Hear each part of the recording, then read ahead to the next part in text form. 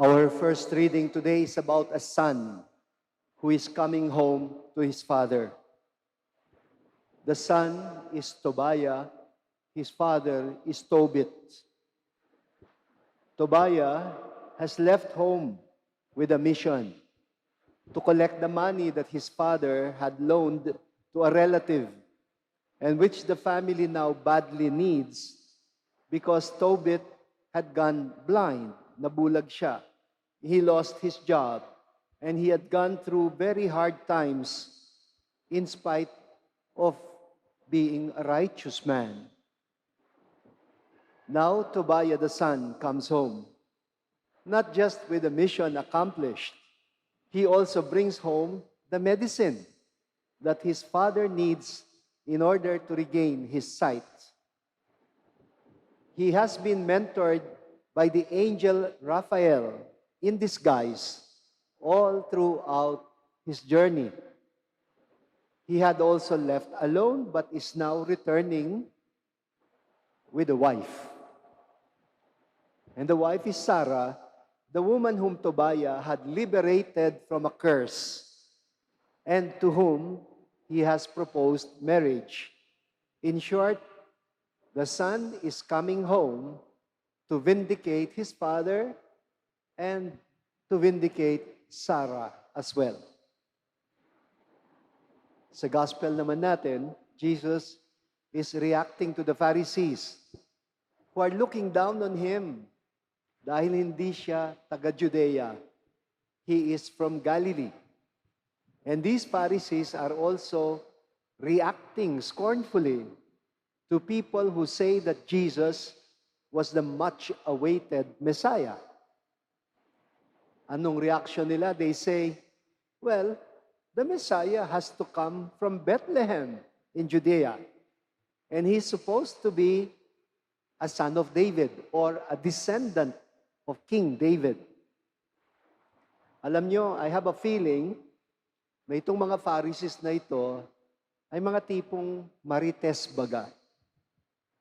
They must have gathered information that although Jesus could indeed be called Son of David because, well, he was publicly known to be a son of Joseph of Bethlehem who comes from the line of David.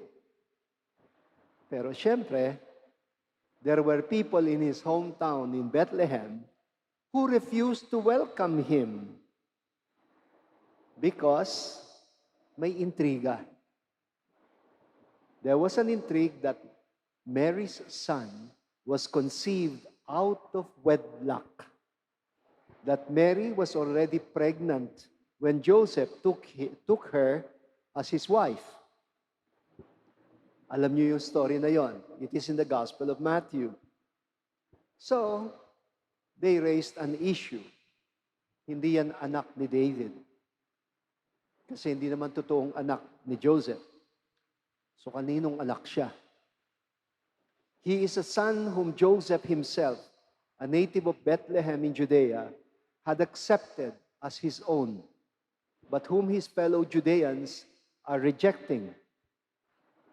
In the gospel, you know, Jesus has a funny way of addressing the intrigue about his origins. Ginamit niya yung Psalm 110. At ang tawag dito sa salmo na ito ay a Psalm of David. He also notes that even if this psalm is written by David, and the Messiah who is being addressed by Yahweh as Lord, kasi the Lord said to my Lord. Yun ang Psalm 110. At yung first Lord is Yahweh, their God. The second Lord is supposed to be the son of David. And the Pharisees should see how ridiculous it is for a father to address his son as my Lord. The Lord said to my Lord, sit at my right hand while I make your enemies your footstool. By the way, yung footstool, yun yung patungan ng paa. At yung mga Egyptians, ang footstool ng King of Egypt, nakakarve dun sa footstool ang mga kalaban nila. Their enemies. Yun ang ibig sabihin nung, I will make your enemies your footstool. Apparently, the Pharisees presupposed that this is about the Messiah who will be enthroned and seated at the right hand of God.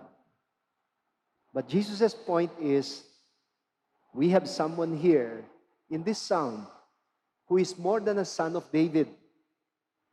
God is talking to him like a father talking to his son, to a son. A father who is glorified and vindicated by the return of his son. Meron akong isang favorite author, Richard Rohr. He wrote a book entitled The Wild Man's Journey. And there is a part in his book where he's speaking about, the saga that a male child must experience if he is to realize his masculine identity.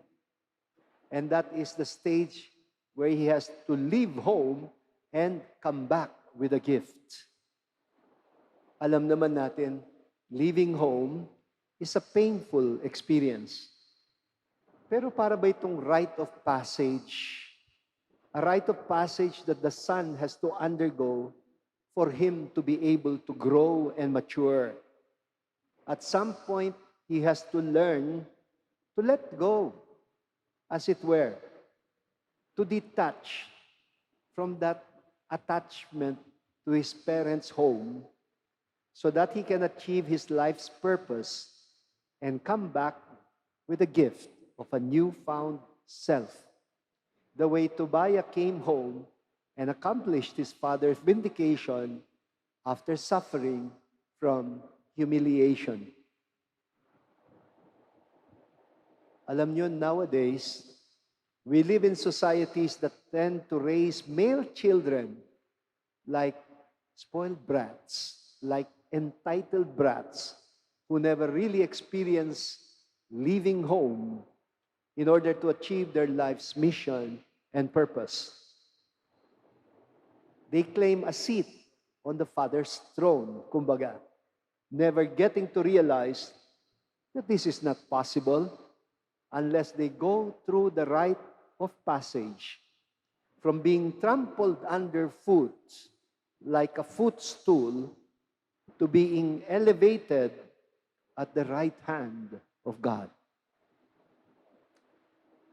It is only then that they themselves could trample on the footstool where the arrogant brats of society have to find themselves eventually.